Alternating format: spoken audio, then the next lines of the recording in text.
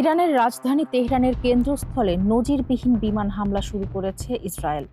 Israeli প্রতিরক্ষা বাহিনী IDF জানিয়েছে, তাদের বিমান বাহিনী সেনা গোয়েন্দা সংস্থার নির্দেশনায় ইরানি শাসনের সাথে সম্পর্কিত বিভিন্ন কৌশলগত লক্ষ্যবস্তুতে এই অভিযান চালাচ্ছে।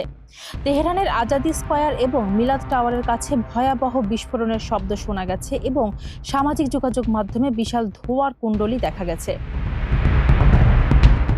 ইরানি রেড ক্রিসেন্ট সোসাইটি জানিয়েছে, তাদের শান্তি ভবন এবং এর আশেপাশের এলাকা লক্ষ্য করে হামলা চালানো হয়েছে। এছাড়া তেহরানের গুরুত্বপূর্ণ খাতাম আল আনবিয়া, মোতাহারি এবং বেহেজিস্তা হাসপাতালের সন্নিকটে বিস্ফোরণের খবর পাওয়া গেছে, যা জনমনে চরম আতঙ্ক সৃষ্টি করেছে।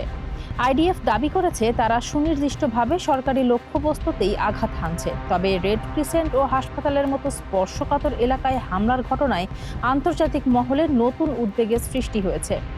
বর্তমানে পুরো তেহরান জুড়ে সাইরেনের শব্দ এবং ধোঁয়ায় আচ্ছন্ন পরিস্থিতি বিরাজ করছে। ফারজানা হাসিন, মানবকণ্ঠ।